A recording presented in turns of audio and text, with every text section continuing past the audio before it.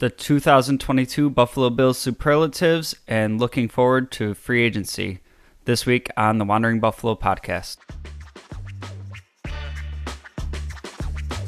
You are now listening to the Wandering Buffalo podcast with your hosts, Justin Goddard and Andrew Chang.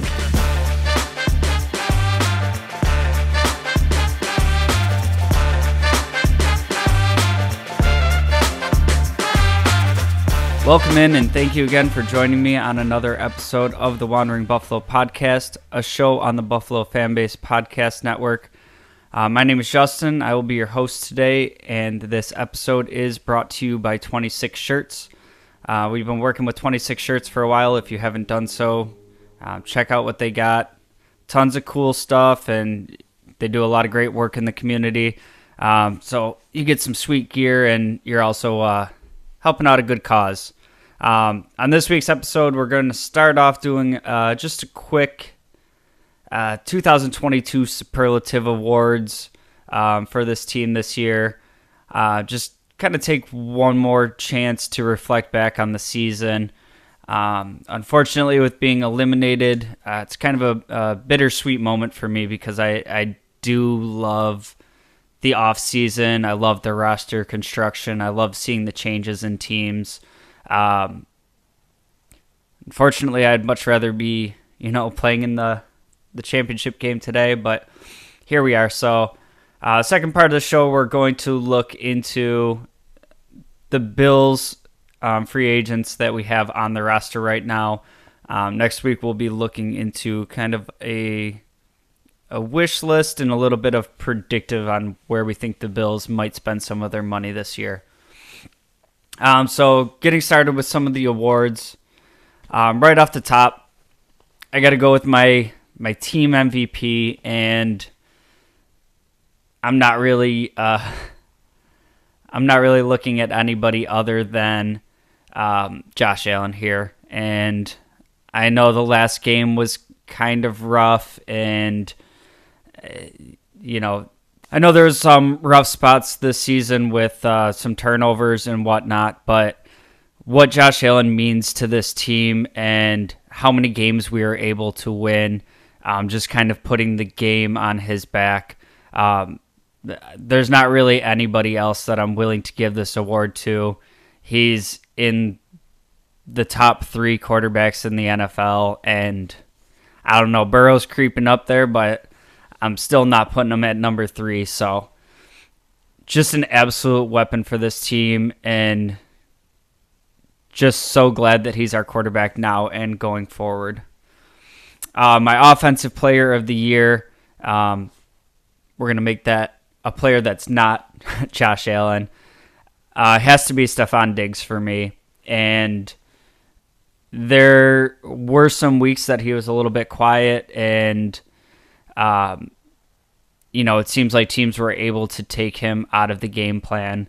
But week in and week out, there was no other player on this offense that had big games, came through in big moments, and for a long time this season, he was averaging like 100 yards a game, and every week we were talking about, felt like a quiet day for Diggs for a minute, and then all of a sudden, he creeps up and he's got 100 yards. So definitely have to go to Stephon Diggs there. My defensive player of the year, I'm going with, this one was tough for me. I feel like we could go a couple different ways on this one. There's a lot of players that had really good seasons. We saw Milano and Edmonds really thrive with Daquan Jones and that defensive line in front of them. Kind of what we've been waiting for them for so long, to kind of have that opportunity with the players in front of them. But I have to give this one to my guy Jordan Poyer. One loss on the whole season when Poyer was in the lineup. Just an absolute monster for this defense. He covers up so much of the errors and stuff on the back end of the defense, and just so integral to what this defense does from the safety position. And he's one that's going to be coming up that we're going to talk about at the safety position that as a free agent is going to be a huge decision for the Bills this year. Offensive Rookie of the Year and Defensive Rookie of the Year. I think these are two pretty easy choices. On the offensive side of the ball, it's got to be James Cook for me. He did start a little bit slow as it seemed like he was trying to, figure out the pace of the NFL and whatnot. But towards the end of the season, he started having some really big games. He showed incredible speed and shiftiness. Just something that we haven't really seen from the running back position on this team in a long time. No hate against Singletary here, but just a different dynamic, the speed dynamic that we've kind of been missing. And on the defensive side of the ball, I almost went Benford here because he had such a strong start to the season, and Elam started out slow. But towards the end of the season, I got to pivot to Kyer Elam here. I think he ended the year really strong and makes me really excited for what we're looking at that CB2 position going forward. My biggest disappointment on the season, I gave this one to Roger Saffold. He's a guy I was super excited to bring in free agency, kind of shore up that guard position, and I just feel like he did not play up to the level of I was expecting. Now, he is a bit older, and he was brought in on a one-year deal. I just found myself so disappointed in that acquisition at times. I think there was times that he made Deion Dawkins look worse. Just overall disappointing from Saffold. And my most pleasant surprise was Daquan Jones. This is a guy that I was also really excited that we brought in. And, for how long we talked about wanting to free up the linebackers, and that's what we had Star for. And, we never got to see these linebackers play free because Star was always hurt. Well, we got a healthy Daquan Jones the majority of the season, and we saw the impact that had. We also saw the impact that it had in the Bengals game without Daquan Jones in there. Granted, I'm not saying that we would have won that game had Daquan Jones played, but the linebackers looked significantly worse in that game. Ed Oliver didn't look like he had the same impact. The defensive line didn't look like they were all moving at the same pace. So I think we saw what a difference he makes on this defense. Not just being, a space filler in the middle. I think he was able to collapse the pocket a little bit, penetrate from the middle, and him working next to Ed Oliver, they were just better together. So that's my pick for the most pleasant surprise. If you guys have any comments on this, any categories you want to throw in there for different awards, hit us up in the comments. Let me know what you think about my picks. I'm going to take a quick break, and we're going to start looking at the free agents for the Bills this season. Stick around. Hey, this is Brother Bill. Now back to the show. Welcome back in, and thank you again for joining me on this week's episode of the Wandering Buffalo podcast. If you made it this far, just ask that you like, share, subscribe, share with a friend. It really helps us out in bringing out these episodes every week. Greatly appreciated. We thank you for taking your time to do that. Just want to talk about some of the free agents coming up this offseason, and I guess kind of a little bit my predictions. I'm not going to spend too much time on a lot of these guys just because there's so many free agents. It's kind of increased because Bean likes to do a lot of one-year deals. So it's a lot of people that were just brought in this season, and, a lot of times we see them play their 1 year and they're done, and Bean replaces them with other guys like that.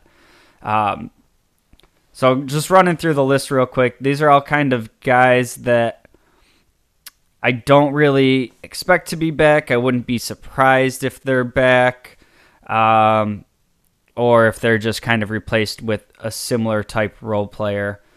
In that category, I have Tyrell Dodson, Cam Lewis, Tommy Sweeney, Jaquan Johnson, ? Justin Murray, AJ Klein, Bobby Hart, Van Roten, and Tyler Medikevich. Also going to throw in Dean Marlowe here and Jake Kumaro. And I put the question mark on Jaquan Johnson there because we had so much. Our depth was tested so much in the secondary this year at the safety position. And with Poyer also being a free agent, not sure if he'll be back. Not sure what's going to be happening with Damar Hamlin going forward. Dean Marlowe I'll put in the same category. Maybe not the time to kind of let some depth walk, but not really sure what their plan is going to be there. I think we did see when Jaquan Johnson was starting that it wasn't the level that we were expecting or hoping for. So I'm not sure how much of a priority he is to bring back, but he is a pretty big contributor on special teams. Same thing with Kumaro, Medikevich, even Klein in that bucket. I think some of these guys will be brought back just for their special teams. I think this regime has shown that they really value special teams and they're willing to give out contracts for that. Kind of in the same boat, a little bit different for me, Taiwan Jones.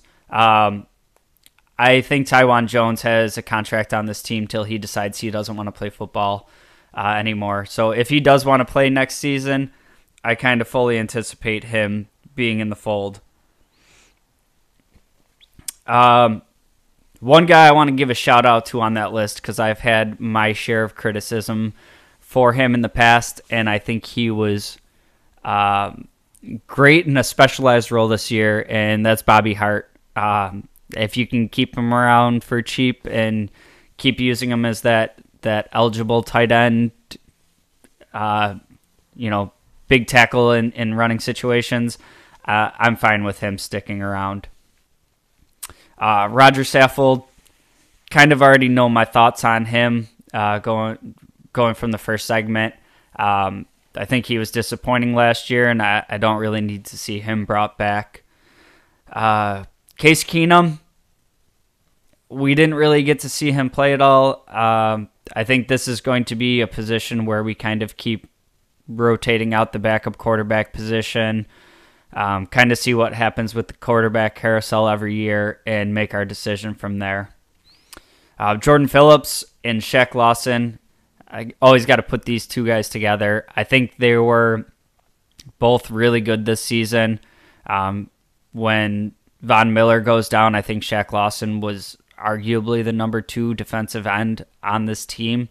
And I think Jordan Phillips was really impactful when he was healthy.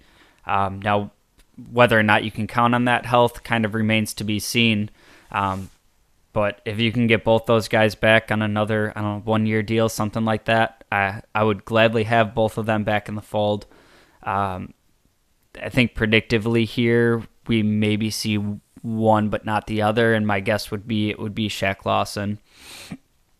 Questenberry is on the free agent list. He's another guy that when he was pressed into action, I think he played okay at times and pretty bad at other times. The type of player that you're kind of hoping doesn't have to spend too much time in the lineup. But overall, I would say maybe I'm not dissatisfied with him. So wouldn't mind seeing him back. And I kind of have Ike Butker in the same bucket there. He was coming off of the injury, and I think he was fine last year. Offensive line is somewhere that it's a position group that needs to be improved in general.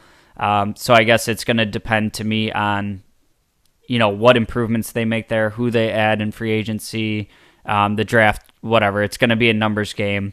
But a couple of these guys can stick around. And then one more to talk about before we get to what I consider kind of the bigger names, the big decisions to make, and it's Sam Martin. And I don't know what they're going to do with Sam Martin, but we don't talk about punting a ton on this show, and I think he did a great job last year. We didn't have any shanks going all over the place. We didn't have to talk about any holding issues. We went back to not really having to talk about punting very much. I don't know what his price tag is going to be, and if they want to try to, replicate that with somebody else and not really have to invest too much money in the position. But I would be glad to have Sam Martin back. I would predict that that's something that they don't want to deal with again. And I would anticipate Sam Martin coming back. So the biggest names that I have here in free agency and my prediction are going to be Jordan Poyer, Tremaine Edmonds, Dane Jackson, who is a restricted free agent, and Devin Singletary. So we'll start out with Singletary. He is another player that I would gladly have back. I don't think he's impossible to replace. There's a huge running back class this free agency. You got guys like Saquon out there. Just a ton of names. Jamal Williams. I think this one is going to be strictly dependent on where the market goes and what the Bills think of him versus the rest of the market. And I guess more so what other teams think of Singletary. If the Bills are able to bring him back for like $3 million a year, I think we see Singletary back again.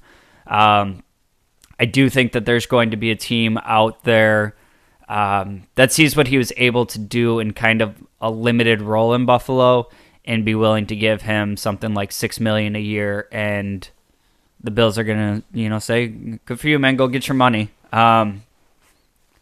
If he was back, I'm not going to be upset about that. I think he's been a great locker room guy, great teammate. We've seen him get production with pretty bad lines in front of him. He's great at making people miss. Running back's just not a position that I want to make a huge investment in. And for the usage on this team, I think you can kind of give Cook a little bit more on his plate and bring in somebody that's a little bit more of a between the tackles slumper for that goal line and short yardage situations, so it's not always Josh Allen. My prediction there is Singletary kind of priced himself out of Buffalo, and we don't see him back. Dane Jackson being a restricted free agent. This one I think is pretty easy. He's shown that he's capable of being at least like an average range starter. This makes me think of like the Levi Wallace. I don't think he's going to get offered a huge contract, and the Bills have an opportunity to have the last say in matching money or anything like that. I think Dane Jackson is brought back on kind of a low end contract.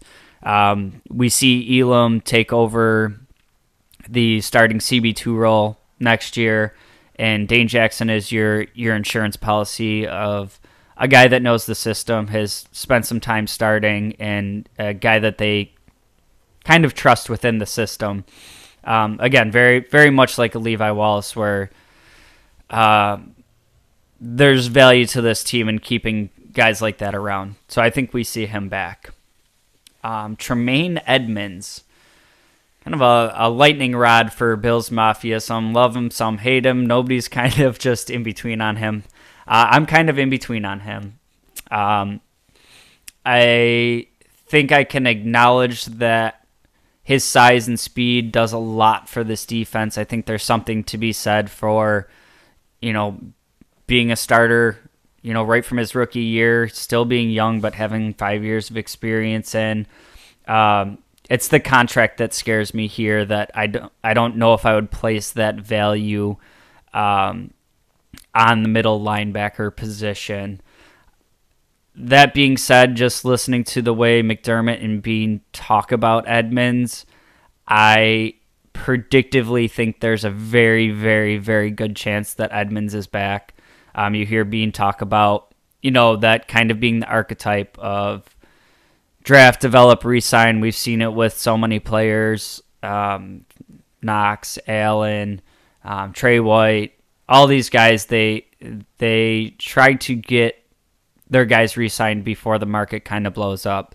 Well, I think the biggest issue here is the Ravens giving Roquan Smith the extension, which kind of set the linebacker market for this offseason.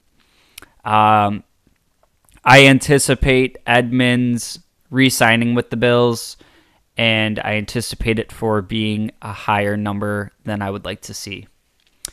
Which brings me to Jordan Poyer, one of my favorite guys on the team, and this one's going to kill me to say. I don't think we see Poyer back. I think we're looking at a spot where we keep hearing, you can't keep them all, It's going to have to end sometime. You can't pay everybody. This is the guy I didn't want to see it happen with, though. Just not really being able to see this defense with Elam, Trey White, Micah Hyde, and Poyer, and Taron Johnson all healthy back there. That's kind of what I wanted to see this whole season, and we never got it. I think the age is going to come up as a factor, and Poyer's kind of looking for that last contract, the last decent-sized contract, and it's going to be a numbers game, and I think bringing back Edmonds is going to be a big factor on why we can't keep Poyer, which kind of bums me out. I think healthy, Poyer and Hyde are still top 2-3 safety duos in this league, and having Elam be in the system for a year and start getting some experience, and Trey White being able to get back into, fully being healed from that ACL, really starting to catch his stride again, have a full offseason, have all of them doing offseason workouts and practicing together and working in the system. Even if it was a short contract for Poyer and he was only around for a year or two more, I want to see this group that they were putting together all be on the field at the same time and go ahead and watch them play defense and give opposing quarterbacks fits. So, really hopeful that they can get something done with Poyer. I feel like we honestly would have seen it by now if it was going to happen. So, my number one on this list that I hope I'm wrong about. But let me know what you guys think. Drop a comment. That's going to do it for this week's episode, though. Next week, we're going to be talking about free agents in the NFL, kind of wish list guys that I would like to see. Maybe a couple predictions of where I think the Bills might be looking and the type of player that they might bring in. A couple names.